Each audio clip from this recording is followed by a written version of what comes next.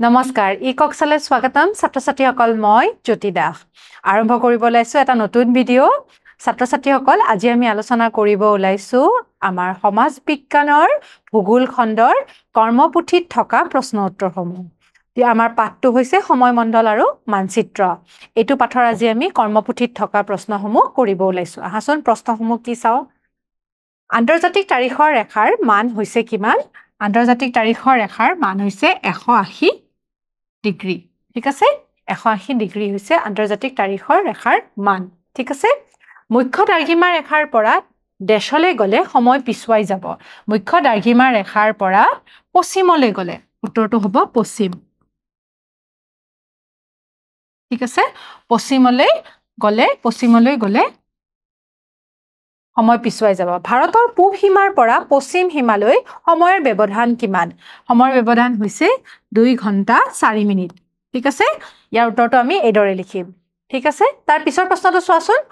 তলৰ উক্তিবোৰ শুদ্ধ নে অশুদ্ধ কাষত দিয়া খালি বাকচত লিখা পৃথিৱীয়ে পূবৰ পৰা পশ্চিমলৈ গতি কৰে পৃথিৱীয়ে পূবৰ পৰা পশ্চিমলৈ গতি কৰে জানো নকৰে উত্তৰটো হ'ব অশুদ্ধ তাৰ পিছৰ প্ৰশ্নটো চোৱাচোন মুখ্য দ্ৰাঘিমা ৰেখাৰ মান হৈছে 0 ডিগ্ৰী শুদ্ধ ঠিক আছে তাৰ পিছৰ প্ৰশ্নটো কি আছে চোৱাচোন গ্ৰীনউইচতকে আগতে দুপৰীয়া হোৱা ঠাই এখন পূব দ্ৰাঘিমাংশত অৱস্থিত গতিকে ইয়াৰে উত্তৰটো হ'ব শুদ্ধ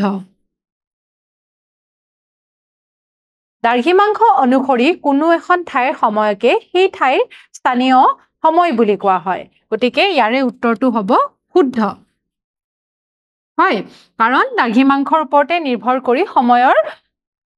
উলোৱা হয় আৰু তাকে স্থানীয় সময় বা লোকেল টাইম বুলি কোৱা হয় মুখ্য দ্ৰাঘিমা ৰেখা আৰু আন্তৰ্জাতিক তাৰিখবোৰৰ মাজত সময়ৰ ব্যৱধান কিমান একদিন হেতু দিছে শুদ্ধ নে অশুদ্ধ ইয়াৰ উত্তৰটো হ'ব শুদ্ধ আন্তৰ্জাতিক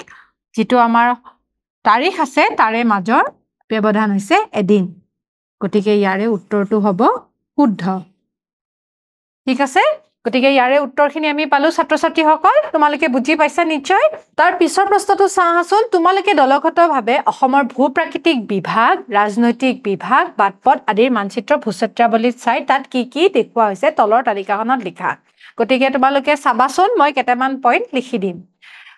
প্ৰাকৃতিকভাৱে আমি অসমৰ যদি মানচিত্ৰখন চাওঁ তেতিয়া আমি তাতে পৰ্বত পাহাৰ সমভূমি নদী দেখা পাওঁ আৰু উপনৈবিলাক দেখা পাওঁ ঠিক আছে এয়া হৈছে প্ৰাকৃতিকভাৱে আমি দেখা পাওঁ মানচিত্ৰত আৰু ৰাজনৈতিকভাৱে আমি দেখা পাওঁ ৰাজ্যখনৰ চিত্ৰ পাওঁ মানচিত্ৰ ৰাজধানী তাৰ পিছত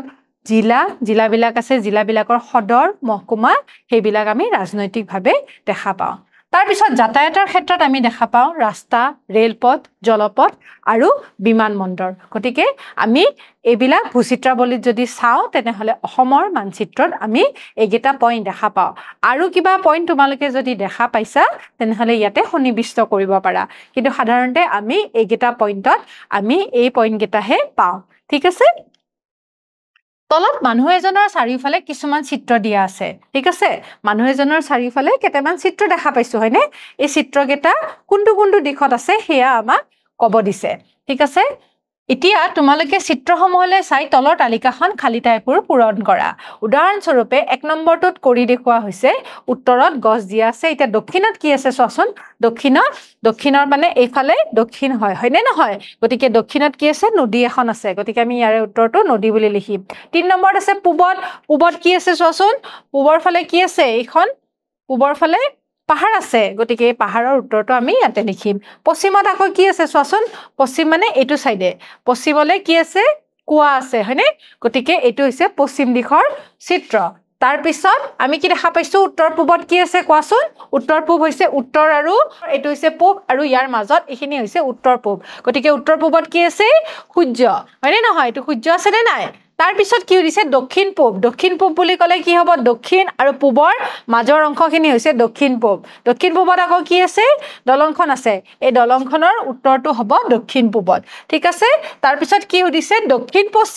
পশ্চিম মানে দক্ষিণ আৰু পশ্চিমৰ ফালে আছে কি এটো কি হয় বাৰু ঘৰ হয় গতিকে আমি ইয়াতে উত্তৰটো লিখিছো ঘৰৰ আৰু তাৰ পিছত আমাক সুধিছে উত্তৰ আৰু এটো পশ্চিম আমি জানো পশ্চিম দিশ হয় উত্তৰ পশ্চিমৰ এখিনি মাজৰ অংশক উত্তৰ পশ্চিম বুলি কোৱা হয় ইয়াতে কি আছে অট্টালিকা এটা ঠিক আছে গতিকে আমি উত্তৰটো লিখিব পাৰিছো নে এইদৰে আমি লিখিম ফাৰ্ষ্টতে আমি কি লিখিছিলো উত্তৰত গছ দক্ষিণত নদী পূবত পাহাৰ তাৰ পিছত পশ্চিমত কুৱা হেদৰে উত্তৰ পূবত সূৰ্য তাৰ পিছত দক্ষিণ পূবত দলং দক্ষিণ পশ্চিমত ঘৰ উত্তৰ পশ্চিমত অট্টালিকা ঠিক আছে ইয়াৰ পিছত আমাৰ প্ৰশ্নটো আছে তোমালোকৰ বিদ্যালয়ৰ চৌহদৰ এখন নক্সা কি তাত তলত দিয়াবোৰ দেখুৱা বিদ্যালয়খনৰ চাৰিওটা দিশ বিদ্যালয়খনৰ প্ৰৱেশদ্বাৰ প্ৰধান শিক্ষক বা অধ্যক্ষৰ কাৰ্যালয় শ্ৰেণীকোঠাত পুথিভঁৰালৰ শিক্ষকৰ জিৰণি কোঠা আৰু বাগিচা আৰু খেলপথাৰ গতিকে ছাত্ৰ-ছাত্ৰীসকল এইখিনি তোমালোকে নিজেই কৰিবা তোমালোকৰ যিখন বিদ্যালয়ত তোমালোকে পঢ়া সেই বিদ্যালয়খনৰ এটা আৰ্হি তোমালোকে আঁকি ল'বা তাৰ পিছত কোনফালে কোনটো আছে চাৰিওটা দিশ চাই পেলাই তোমালোকে লিখিবা ঠিক আছে তাৰ পিছত তাৰে প্ৰৱেশ দ্বাৰটো তোমালোকে লিখিবা আৰু ক'ত আছে কোনটো দিশত আছে তাৰ পিছত প্ৰধান শিক্ষকৰ ৰুম অধ্যক্ষৰ কাৰ্যালয় বা শিক্ষকৰ জিৰণি কোঠা তাৰ পিছত শ্ৰেণী কোঠা কোনফালে আছে হেয়াও তোমালোকে দেখুৱাবা ঠিক আছে বাগিচা আৰু খেলপথাৰ এটো তোমালোকৰ সকলোৰে বিদ্যালয় বিলাক বেলেগ হয় সেই কাৰণে তোমালোকে আঁকিব চেষ্টা কৰিবা তোমাৰ জিলাখনৰ এখন মানচিত্ৰ আঁকি তলত দিয়াবোৰৰ বহুৱা ভূচিত্ৰাৱলীৰ সহায় লবা জিলাখনৰ চাৰিসীমা দিছে জিলাখনত থকা প্ৰাকৃতিক অবয়ব বা উপাদান যেনে নদী বিল পাহাৰ আদি জিলাখনৰ সদৰ ঠাই ৰাষ্ট্ৰীয় ঘাইপথ আঁকিব দিছে গতিকে আমি গোলাঘাট জিলাৰ এখন মেপ আঁকিছো ঠিক আছে এটা গোলাঘাটৰ চাৰিসীমা বুলি ক'লে আমি কেনেদৰে লিখিম চাওঁ হাচোন এইফালে কি আছে জানানে যোৰহাট ঠিক আছে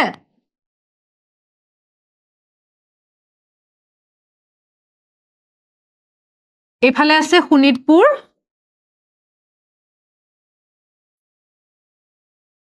ঠিক আছে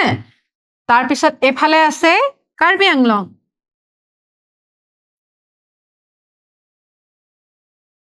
কাৰ্বি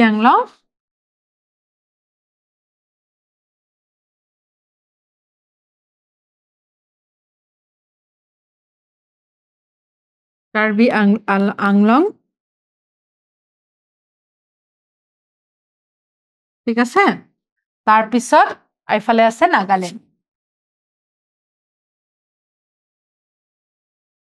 ঠিক আছে এদৰে আমি চাৰিসীমাটো আঁকিব পাৰো তাৰ পিছত ক'ত আছে তোমালোকে লিখি দিবা তাৰ পিছত এয়া হৈছে ব্ৰহ্মপুত্ৰ নদী সেইখন জিলাৰ প্ৰধান নদী তাৰ পিছত উপনৈ আছে ধনখিৰি আছে এয়া আৰু বিভিন্ন ধৰণৰ উপনৈ আছে তোমালোকে মানচিত্ৰৰ জৰিয়তে লিখিব চেষ্টা কৰিবা গোলাঘাট জিলাৰ সদৰ হৈছে গোলাঘাট নিজেই ঠিক আছে গতিকে আমি এদৰে লিখিব পাৰো তাৰ পিছত তাতে থকা ৰাষ্ট্ৰীয় ঘাইপথৰ কি ৰাষ্ট্ৰীয় ঘাইপথ গৈছে হেয়াও আমি লিখিব পাৰো ঠিক আছে গতিকে ছাত্ৰ-ছাত্ৰীসকল তোমালোকে এই প্ৰশ্নটোৰ উত্তৰটো এদৰে লিখিব পাৰা তাৰ পিছৰ প্ৰশ্নটো চাওঁহাচোন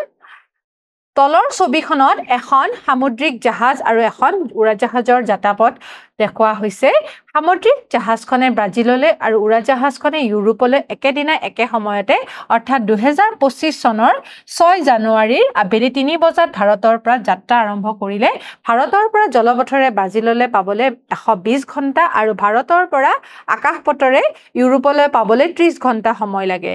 সময় মণ্ডলৰ হিচাপ অনুসৰি দুইখন কোন দিনা কিমান সময়ত গৈ নিজৰ গন্তব্য স্থান উপস্থিত হ'ব গতিকে 120 ঘণ্টা মানে আমি গমেই পাইছো কিমান দিন হ'ব 5 দিন হ'ব ঠিক আছে আকৌ 30 ঘণ্টা মানে হলে কিমান হ'ব মোটামুটি যে এক দিন আৰু 24 হলে আমাৰ এক দিন হয় আৰু 30 হলে 6 ঘণ্টা থাকিব এক দিন 6 ঘণ্টা সময় থাকিব গতিকে ছাত্ৰ-ছাত্ৰীসকল আমাক 30 ঘণ্টা সময়টো কিদৰে উলিয়াব লাগিব আৰু 120 ঘণ্টা সময়টো আমি কিদৰে উলিয়াব লাগিব হেতু আমি চাওঁ আহা এতিয়া আমি যদি উত্তৰটো চাওঁ কিদৰে লিখিম চাবাচোন আমি জাহাজৰ ব্যৱধানটো উলিয়াও হাচোন জাহাজৰ ব্যৱধানটো হৈছে 120 ঘণ্টা 120 ঘণ্টাত আমি 5 দিন লাগিব ঠিক আছে 5 দিন লাগিব 5 দিনত আমাৰ 6 ৰ ঠাইত কিমান হ'ব 5 দিন লগালে 11 জানুৱাৰীত পাবগে ঠিক আছে 11 জানুৱাৰী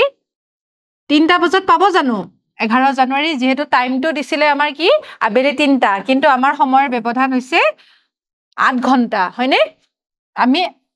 8 ঘণ্টা বিয়োগ কৰিব লাগিব 8 ঘণ্টা যদি আমি বিয়োগ কৰো তেতিয়া কি হ'ব জানানে 8 ঘণ্টা পিছুৱাই যাব তাৰ মানে 8 ঘণ্টা পিছুৱাই গলে সেই দিনাখন কি হ'ব জানানে সোনকালে পাবনে আগত পাবনে পিছত পাব গতিকে আবেলি আছিল 3টা বাজিছিলে গতিকে 8 ঘণ্টা ই আগত নাপায় 8 ঘণ্টা পিছুৱাই যাব যেহেতু 8 ঘণ্টা পিছুৱাই গলে কিমান হ'ব আমি 3 বজাৰ পৰা আমি যদি যোগ কৰো কিমান হ'ব 3 4 5 6 7 8 9 10 11 গতিকে আবেলি 11 বুলি নকয় আমি ৰাতিৰ 11 বুলি লিখিব লাগিব গতিকে ৰাতিৰ 11টা বজাত ঠিক আছে ৰাতি 11 বজাত পাবগে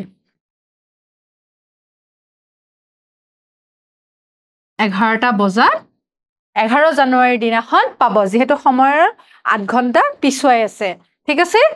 আবেলি 3টা বজাত ওলোৱা যিখন জাহাজ আছিল সেই জাহাজখন ৰাতি 11 বজাত 11 জানুৱাৰীৰ দিনাখন পাব ঠিক সেইদৰে আমি যদি আমি বিমানখনৰ কথা আলোচনা কৰো বিমানখনত সময় হৈছিল আমাৰ কিমান 30 ঘণ্টা 30 ঘণ্টা মানে এদিন 6 ঘণ্টা হয়নে নহয় এদিন 6 ঘণ্টা এদিন 6 ঘণ্টাত আমাৰ কিমান পাব লাগে তাৰ মানে 6 তাৰিখে আৰম্ভ কৰিলে আমি 7 তাৰিখে দুপৰীয়া 3টা বজাত এদিন হ'ব তাৰ পিছত আমি 6 ঘণ্টা যোগ কৰিম 3 4 5 6 7 8 9 গতিকে 7 জানুৱাৰীৰ 9টা বজাত পাব লাগে হিচাপ মতে ঠিক আছে 7 জানুৱাৰীৰ 9 বজাত পাব লাগে কিন্তু যেহেতু বিমানৰ হিচাপত ব্ৰাজিলত এটো আমি ইউৰোপৰ কথা কৈছিলো হয়নে ইউৰোপৰ আছিল সময়ৰ ব্যৱধান কিমান 8 ঘণ্টা আকৌ ইয়াতে আছিল 4 ঘণ্টা সময়ৰ ব্যৱধান ব্ৰাজিলত আছিল 4 ঘণ্টা বুজি পাইছানে গতিকে আমি কৈছিলো কি মাত্ৰ 30 ঘণ্টাত 7 জানুৱাৰীৰ দিনাখন আমি কিমান ঘণ্টাত পাব লাগিছিল যেহেতু এক দিন 6 ঘণ্টাৰ আমাৰ পাৰ্থক্য পাইছিলো তাৰ মানে 7 জানুৱাৰীত পাব লাগিছিল 3টা বজাৰ পৰা আমি 6 ঘণ্টা যোগ কৰিলে 4 5 6 7 8 9 9 বজাত পাব লাগিছিল হয়নে নহয় কিন্তু এটা 9 বজাত পাব জানো নাপায় আৰু 4 ঘণ্টা যোগ হ'ব গতিকে কিমান হ'ব যেহেতু পিছুৱাই আহিব গতিকে 7 জানুৱাৰীৰ পিছত কিমান হ'ব 4 ঘণ্টা 9ৰ পৰা 4 ঘণ্টা যদি আমি যোগ কৰো 10 11 12 এটা হলে পিছদিনাখন হ'ব গতিকে এই সময়টো আমাৰ কিমান হ'ব জানানে 8 জানুৱাৰী 1 বজাত ৰাতিৰ 1 বজাত তাৰ মানে এটো পুৱাই হয় গতিকে আমি পুৱা বুলি লিখিছো ঠিক আছে বা AM ঠিক আছে ধৰিব পাৰিছা নহয় তোমালোকে সময়ৰ ব্যৱধান 4 ঘণ্টা আছে আৰু ইফালে আছে ইউৰোপত সময়ৰ ব্যৱধান 8 ঘণ্টা ঠিক আছে এইদৰে আমি অংকটো কৰিম গতিকে ছাত্ৰ ছাত্ৰীসকল তোমালোকে উত্তৰটো বুজি পাইছা নিশ্চয় অহা ক্লাছত আমি এটা নতুন পাঠ লৈ তোমালোকৰ মাজলৈ আকৌ আহিম তেতিয়ালৈ সামৰিছো নমস্কাৰ